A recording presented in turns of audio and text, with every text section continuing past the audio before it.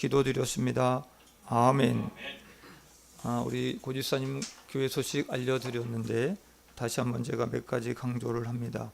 1월 1일 오전 11시 신년 예배 및 또 다른 곳으로 좀 가서 같이 기도를 좀 하고 같이 하려고 했는데 또 1월 1일이 좀 쉬는 곳이 좀 많이 있어서 그날은 교회에서 와서 예배드리고 기도를 통해 주님께 영광 돌리고 파하는 것으로 이렇게 하도록 하겠습니다.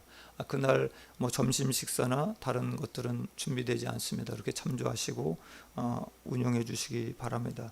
그리고 1월 2일 목요일부터 1월 4일 3일간입니다.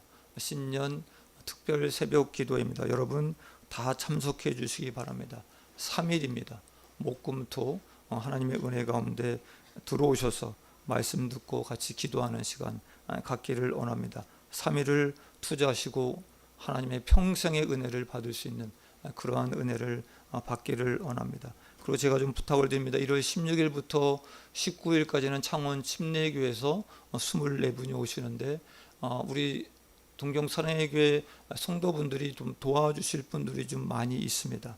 좀 참조하셔서 같이 시간을 내어주셔서 같이 동행해 주셨으면 좋겠습니다. 24분이 오시기 때문에 많은 인원이 오셔서 저희들 조별로 운영되는 모든 것들 가운데 우리 성기미 분들과 우리 청년 하울 청년분들이 시간을 내서 같이 주님께 영광 올려드릴 수 있기를 원합니다.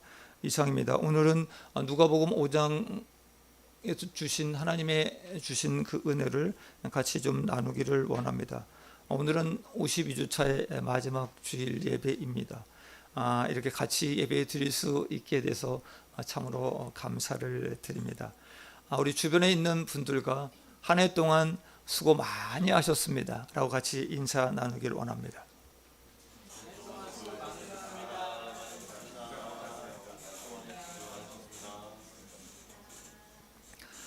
성도 여러분, 올 한 해 정말 손살같이 하살같이 지나간 것 같습니다. 성도 여러분들은 2024년을 좀 보내시면서 어떤 마음이 드십니까? 행복했다, 재미있었다, 조금 섭섭했었다 등 여러 가지의 생각이 좀 드실 것입니다. 그리고 2024년도 어떻게 만족할 만한 성과를 얻으셨습니까? 네. 한 해를 보냅니다. 그리고 우리는 모두 각각 여러 가지의 각각의 마음을 가지고 이 자리에 앉아 있습니다. 이 시간 말씀 가운데 주님의 위로와 평안이 함께 하시기를 원합니다. 오늘 저는 1년을 보내는 이 마지막 예배에 비움이라는 키워드를 좀 가지고 생각해 보고자 합니다. 성경에는 비움과 관련된 이야기들이 많이 기록되어 있습니다. 첫 번째로 성경에 나오는 비움에 관련된 세 가지 이야기를 같이 나누고자 합니다. 먼저 오늘 본문 누가복음 5장 1절에서 11절에 나오는 시몬 베드로의 이야기입니다. 시몬 베드로는 갈릴리 어부입니다. 그는 여느 때와 같이 동료 안드레와 함께 갈릴리 호수로 물고기를 잡으러 나갑니다. 밤새도록 그물질을 합니다. 그런데 물고기가 한 마리도 잡히지 않습니다. 그물을 던져 조심스럽게 끌어올려 보지만 매번 허탕이었습니다.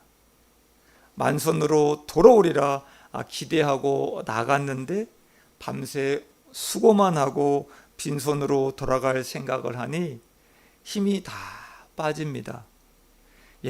정말 안 돼도 정말 안 되는구나.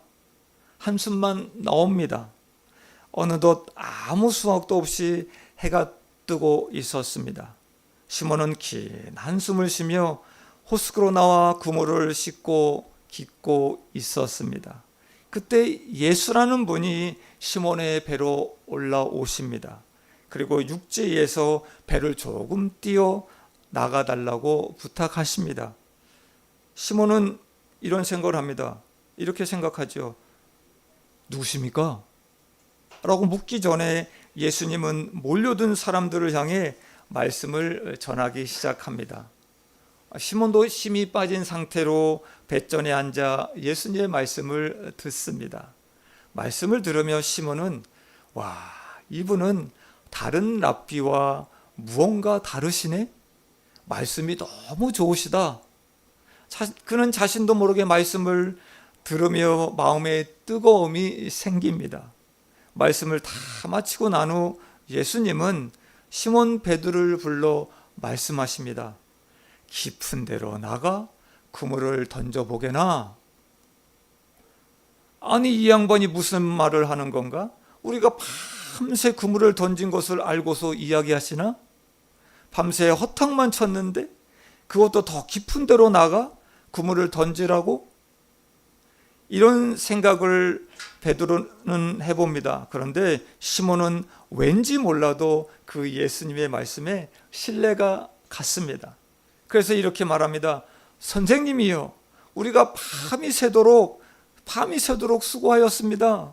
잡은 것은 없습니다. 그런데 그 말씀에 의지해서 내가 그물을 던지리이다, 이렇게 말을 합니다. 시몬 베드로는 예수님의 말씀대로 그물을 던졌습니다. 그랬더니 그물이 찢어질 정도로 엄청나게 많은 물고기가 잡힙니다. 이에 다른 동료들을 불러 도움을 청합니다. 물고기가 얼마나 잡혔는지 2배에 가득 싣고 넘치게, 그리고 항구로 돌아옵니다.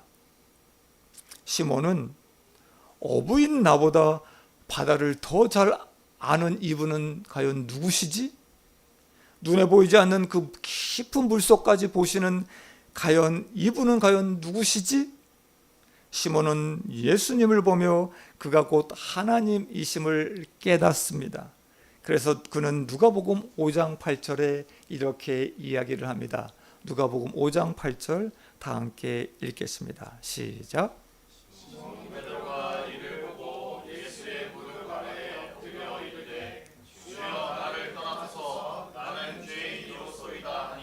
아멘. 시몬이 주님, 나를 떠나주세요. 주님, 나를 떠나주세요. 저는 죄 많은 사람입니다. 그런 베드로에게 예수님은 말씀하십니다. 무서워 말라. 무서워 말라.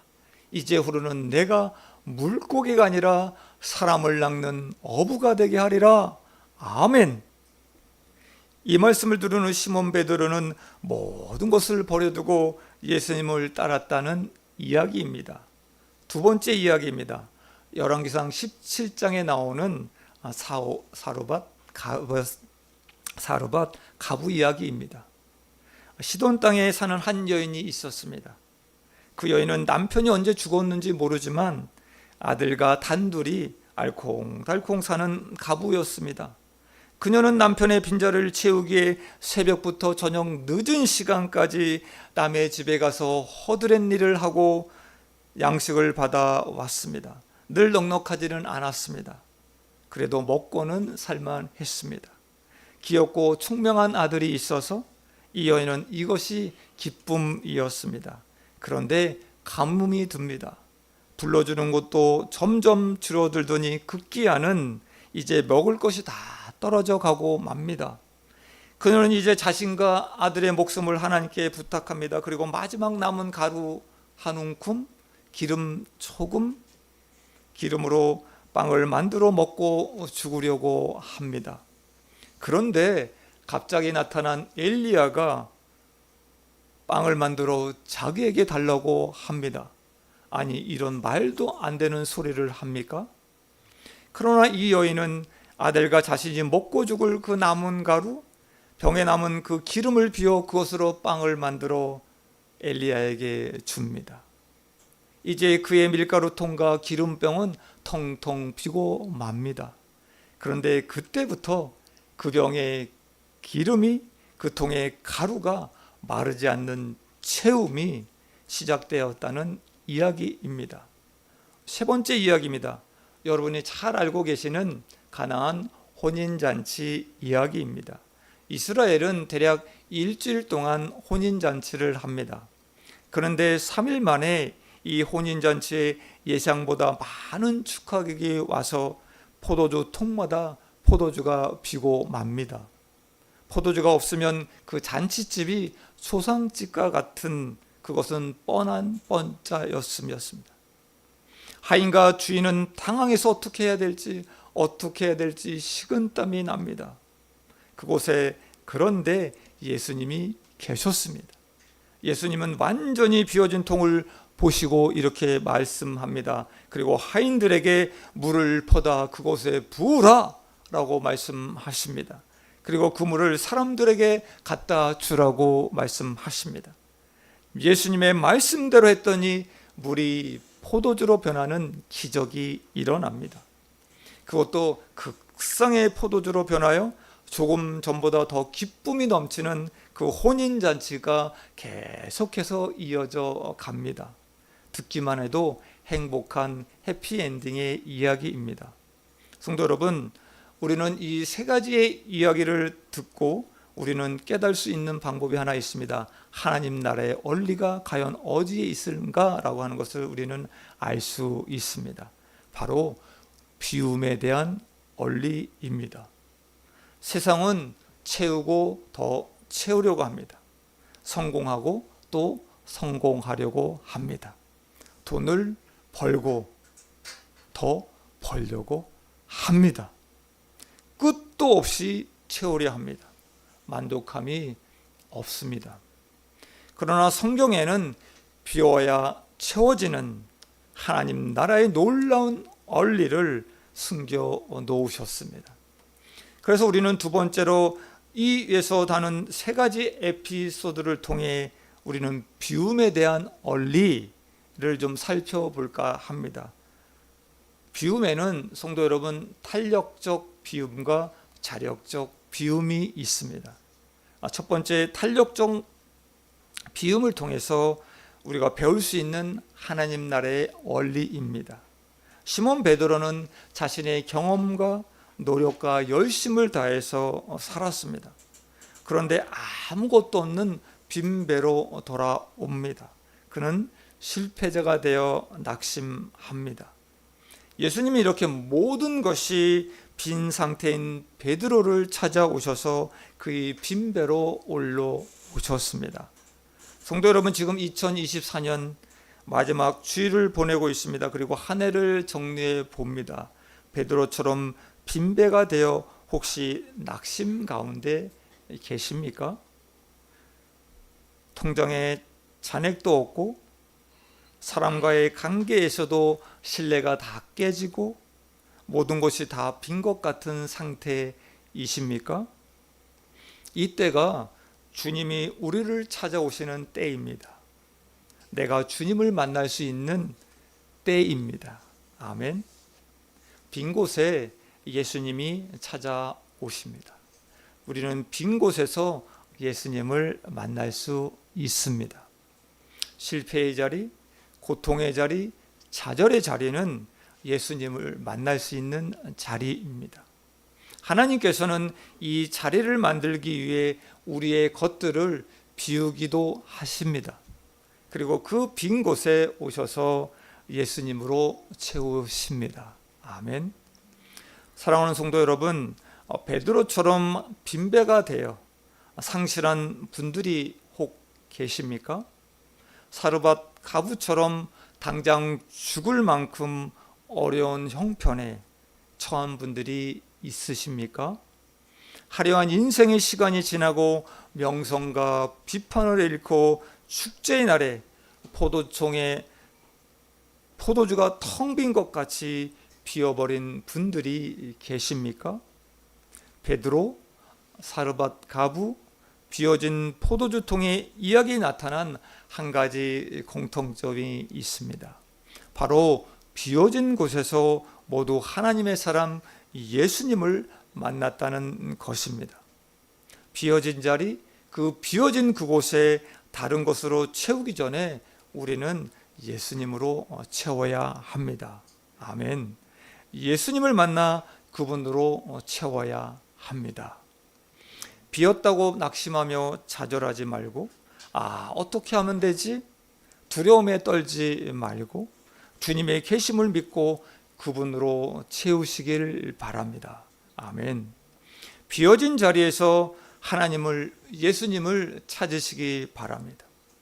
그래서 그분으로 채워질 때 그 빈 곳이 채워지는 역사가 일어날 것입니다. 하나님 나라의 원리는 비움에서 채움이 시작됩니다. 아멘. 비움, 케노시스는 충만, 플레로마의 시작입니다. 즉 비움에서 채움으로 시작되는 것입니다. 아멘. 두 번째입니다. 자력적 비움을 통해 배울 수 있는 하나님의 원리입니다. 자기를 비우는 것을 우리는 헬라어로 케노시스라고 말을 합니다. 여러분 잘 아시죠? 빌립보서 2장 6절에서 7절에 있는 말씀, 그는 근본 하나님의 본체시나 하나님과 동등됨을 취하지 아니하시고 오히려 자기를 비워 종의 형체를 가지사 사람들과 같이 되셨다라고 말씀하십니다. 예수님은 하나님이십니다. 성부 하나님, 성자 예수님, 성령 하나님, 그 누구도 위에 있거나 아래에 있거나 하지 않습니다. 동등하십니다. 그리고 동일하십니다. 본질상 하나이시고 창조전에 먼저 계신 분이시고 이 세상을 창조하신 하나입니다. 그런데 성자 예수님이 자기를 성부 하나님과 동등한 지위로 주장하지 않으셨습니다. 그리고 스스로 자기를 비워 종의 형체로 인간 세상의 자리까지 오신 것입니다. 여러분, NIV 성경은 자기를 비운다는 것을 이렇게 표현합니다. Made himself nothing 이렇게 표현합니다. 이 말은 자기를 없는 존재처럼 여긴다, 자기를 없는 존재처럼 여긴다라는 뜻입니다. 예수님은 이 땅에 오셔서 철저히 자기를 없는 존재처럼 감추시고 숨기시고 낮추시고 비우셨습니다. 예수님은 철저히 자기를 비우시고 오직 하나님만 높이시는 삶을 사셨습니다. 자기를 없는 존재로 여기는 것은 여러분 잘 아시는 자기 부인입니다. 예수님이 비우신 것처럼 자기 스스로 비우는 것, 그것은 아름다운 것입니다. 그런데 쉽지 않습니다. 내가 죽는 자기 부인이 일어나면 위에서 말씀드린 이 사람들처럼 말씀에 순종이 일어납니다. 베드로는 자신의 경험, 자신의 생각, 이 모든 것을 부인했습니다. 자기가 해봐서 안 된 곳인데 그것도 밤새도록 해서 아무것도 없는 곳이 없는데 던지라고 던졌겠습니까? 그러나 베드로는 예수님을 만나 자신을 부인하게 되었습니다. 자신을 부인하니 예수님 말씀대로 할 수 있었습니다. 깊은 데로 가서 그물을 던지라. 깊은 데로 가서 그물을 던지라. 그대로 할 수 있었던 것입니다. 아멘. 사르밧 가부도 엘리야가 나를 위해 빵을 만들어 달라고 할 때 자신과 아들은 이미 죽었다고 생각했습니다. 남은 것을 내 것으로 생각하지 않았습니다. 그 여인은 자신을 부인했던 것입니다. 물로 포도주를 만들 때 하인들은 왜 빈 포도주통에 물을 붓습니까? 말도 안 됩니다 라고 하지 않았습니다.